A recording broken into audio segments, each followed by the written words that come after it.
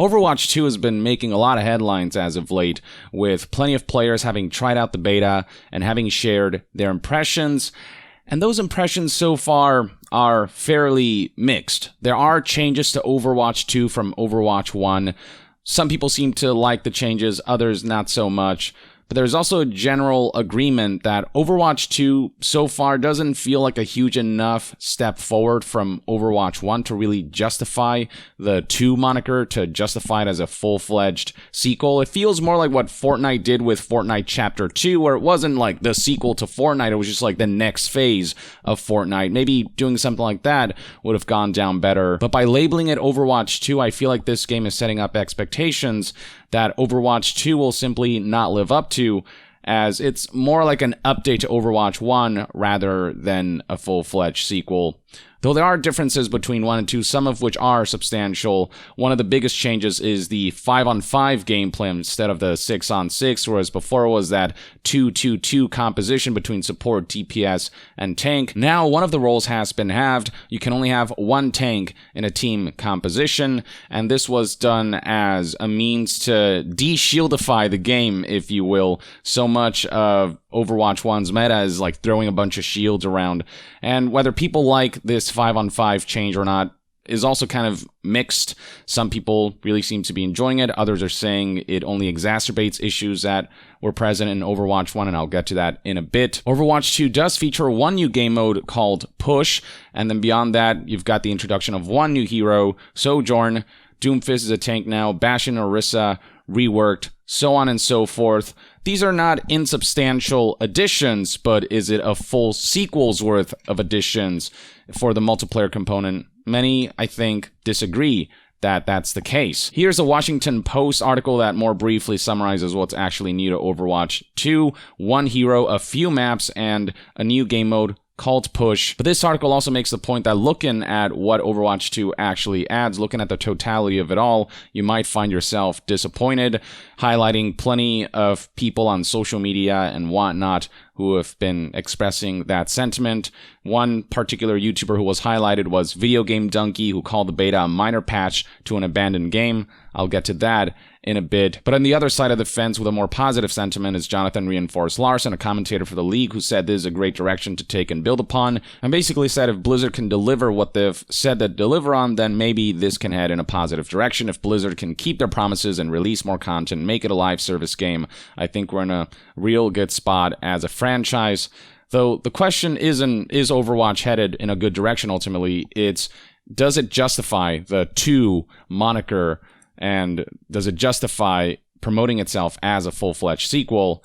Many seem to say no to that question. Some folks actually feel like Overwatch 2 is a regression from the original. This is a metro.co.uk article, a reader's feature that discusses their reasoning for why they believe this game is a regression. It just feels tired now, as the number of new characters has slowed to a trickle, and so have the new ideas. In that sense, it's the perfect time for a sequel to freshen things up, but the overwhelming impression from Overwatch 2 is that it doesn't feel like a sequel, it's closer to being a demake. One of the biggest failings with Overwatch 2 is how the sequel handles the role queue. Basically, before you queue up, you have to say what role you will play, and you're designated to that role. But this reader insists that it was a good idea in theory, but didn't account for the fact that forcing people into more tactical roles is pointless if they don't understand those classes or what they're meant to be doing. Overwatch 2 makes this even worse by having the number of tank slots, so anyone actually wanting to play as that type of character has to wait forever to get a go, because the game is now 5v5. It's much more focused on mindless lone wolf action, and anyone wanting to play sensibly as a support is left running around like a madman as other players completely ignore any idea of tactics or playing as a team, exacerbated by the fact that the average time to kill has been steadily decreasing for the game over the last few years, and Overwatch 2 only accelerates this. There is less for support characters to do, and more support characters that are just good at causing damage as healing, so why bother? Now, similar sentiments were actually expressed by news outlet Vice, and this isn't a reader's feature. This is an editor who said that so far Overwatch 2 only makes the biggest problems with Overwatch worse, citing and echoing a lot of the same things. Overwatch 2 does not feel like a sequel to Overwatch. The player versus player beta feels like a significant patch filled with character reworks in line with the seasonal patches of dozens of other video games. It is also an extension of every single thing that frustrated me about the latter half of the original game's lifespan. So on top of saying that this is basically a major expansion rather than a full-fledged sequel, the changes that were made, some of them actually are detrimental to the overall experience and just make issues that were prominent in Overwatch 1 that much worse, citing similar things. Role queue came with a host of frustrations. There were suddenly far more people who wanted to play DPS role than there were open DPS slots, and so their queue times ballooned, especially with support characters now sort of feeling more useless, especially when you're playing with strangers where the team isn't as cohesive. Many DPS players switched into support and tank roles just for the sake of getting into games. On paper, this is a success. In practice, this led to an abundance of tanks and supports who didn't know what they were doing or were trying to force DPS tactics on heroes that couldn't execute them well. Overwatch 2 not only kept the role queue, but has exacerbated the problem by reducing the number of tanks on any given team from 2 to 1. Removal of a second tank also contributes to the shift towards a faster time to kill and accelerates the ongoing DPS-ification of Overwatch's meta, literally point for point, saying exactly what the reader's feature said. And then as far as supports go, the way they were relegated to being more damage-dealing entities, more DPS, and actually being support, Anna, Moira, Baptiste, and Brigitte were all post-release supports with ridiculous damage potential. Every character begins to fill an extremely homogenous role on their team. It is everyone's job to kill all the time. So instead of that, tactical team play becomes more like just a team deathmatch kind of ordeal, except with, heroes that have unique abilities. Overwatch 2's beta's time to kill is significantly lower than the first game. The lack of another tank to soak damage, the increase in damage capabilities across the board, and the overwhelming dominance of hit-scan weapons has made the game feel extremely scrappy. And last but not least, this article specifically criticized the character reworks that further exacerbate all of these issues, which somehow managed to feel both totally insignificant and absolutely game-changing. Now again, feedback has been mixed, which means that not all of the impressions are negative. Game Informer posted a more positive take, saying that the Overwatch 2 beta is proof that heroes never die, actually insisting that the 5v5 change is actually a positive one for the game. And here is Jonathan Larson, who tweeted about this by saying, for people who say I can't tell the difference between Overwatch 1 and Overwatch 2, it's not about what they added, it's about what they removed. Might as well be a completely new game, to be honest, showing this screenshot where a bunch of shields have been thrown down and other people posting similar things. And the 5v5 aspect does make it so that that stuff is less prominent, but the moniker of it's not about what they added, it's about what they removed doesn't help justify the Overwatch 2 moniker, the fact that this is a full-fledged sequel and being promoted as such, because a sequel is supposed to be additive, not reductive, or it shouldn't be a side shift, it should be a major step forward across the board. But Overwatch 2 feels more like a shift and a major update and overhaul in some respects rather than a full-fledged sequel. Again, more like an expansion or a big patch, a chapter 2 rather than a proper 2. The end result is that we're seeing a number of articles citing that Overwatch 2's title is doing more harm than good, and this is something that I actually agree with. Tech Radar says that Overwatch 2's PvP beta is more like an update than a sequel, echoing what plenty of other outlets have been saying, and the name is setting up fans for disappointment. This article mentions what I pointed to before: slapping the 2 on the title sets expectations, mainly all new content, using the trapping of what came before and making it newer, shinier, and fundamentally different. Overwatch 2, at least where PvP is concerned, is not that. Indeed, the biggest addition to Overwatch 2 is not multiplayer competitive play related, it's actually more about the PvE mode, the campaign. The real sequel content will come when the supposedly extensive PvE mode and new heroes and maps are added. That campaign will really have to impress for people to feel like the 2 belongs in the Overwatch 2 title. Tech Radar also brings up the mixed sentiments surrounding Overwatch 2's beta. Overwatch 2 hasn't been working for a lot of people, for returning or casual players. There seems to be a general amusement as to what the fuss is about, because the game just doesn't feel as different as it should for a sequel. And then, once again, there's mention of Video Game Donkey's video titled Overwatch 2, A Pathetic Preview, which has been viewed 3.6 million times. In it, he argues the game uses the same skins, a lot of the same maps, and only has one new hero. He says you can never escape the feeling that you are still just playing Overwatch 1. He also jokes that the game isn't even Overwatch 1.5, but rather Overwatch 1.1, at least as far as the multiplayer is concerned. I get why plenty of people would feel that way. Video Game Donkey's video is now sitting at 4 million views, and it's proving to be among the most popular of previews, and he echoes a lot of the negative sentiments expressed by plenty of others. And perhaps these sentiments will explain why Overwatch 2 lost 99% of its Twitch audience in a week. When the beta first launched, Overwatch 2 broke viewership records. It was at like 1.5 million viewers on Twitch across the board that first day, but that number very quickly plummeted into the low 10,000s. As Forbes puts it, the peak of 1.5 million viewers very quickly plummeted to 15,000 viewers, roughly around that area. And then to make negative optics even worse, people have been mocking the game for its alleged visual differences that basically comes down to either an Instagram filter or just changing the color grading or changing the time of day, essentially. Kotaku reported this here with an article whose headline reads, Overwatch 2 beta visuals aren't helping perception that it's barely an update. Players mocked the beta footage from Overwatch 2 for looking like Mexico and Breaking Bad. Indeed, both Breaking Bad and Better Call Saul love to use filters such as flashback blue, present day neutral, and Mexico orange. And the reason that discussion got kickstarted is because of this tweet that kind of went viral.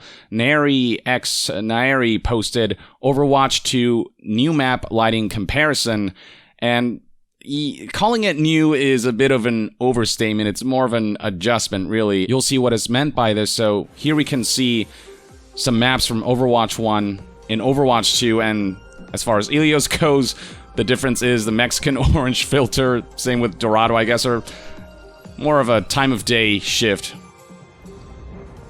Yeah, it's more like a Twilight kind of vibe, I guess. But other than that, the maps are visually virtually identical. And I have heard that they did make some changes in terms of certain routes and whatnot. So it's not as if no adjustments have been made whatsoever, but something you expect out of a sequel is also significant visual improvements, not just a shift in the time of day. So, yeah, this is just not generating the best of optics, especially on a game that already has optics issues because of the perception that it hasn't earned the 2 moniker.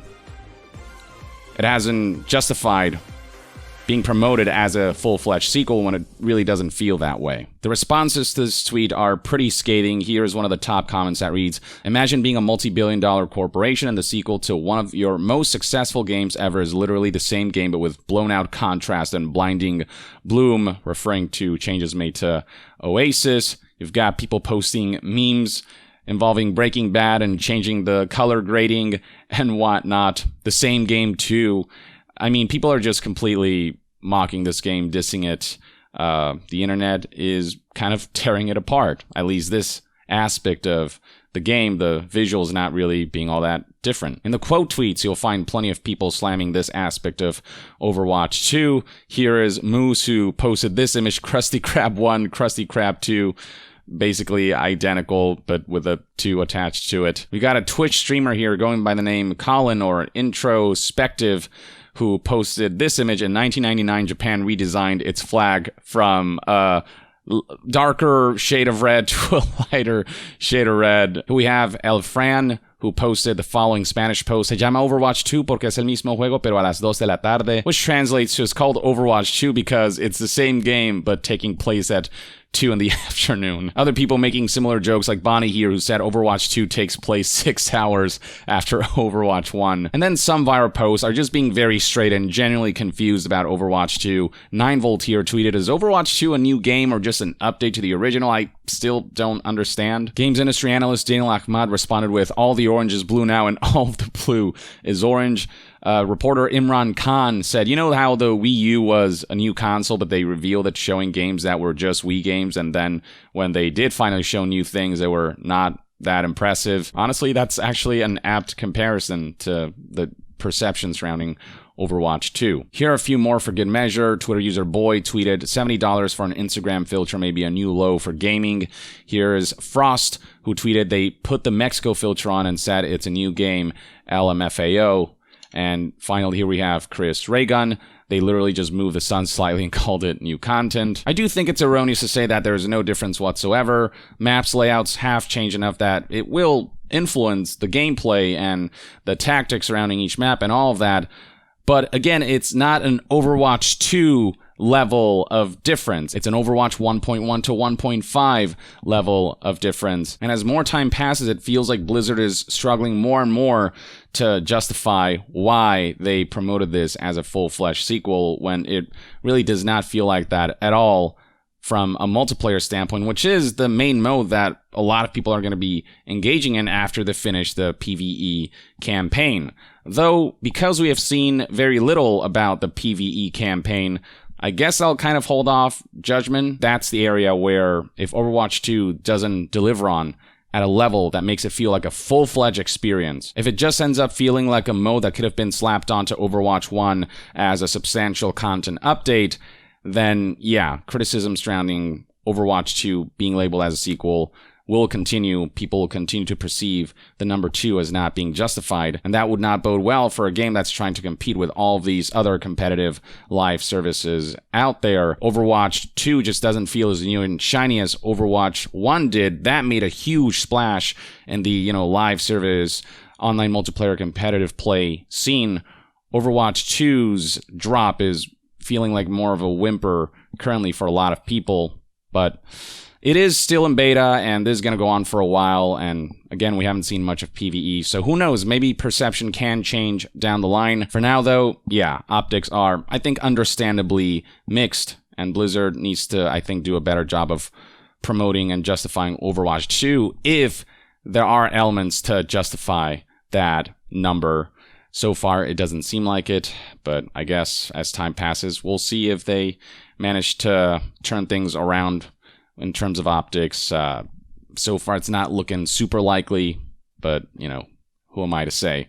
I can't predict the future.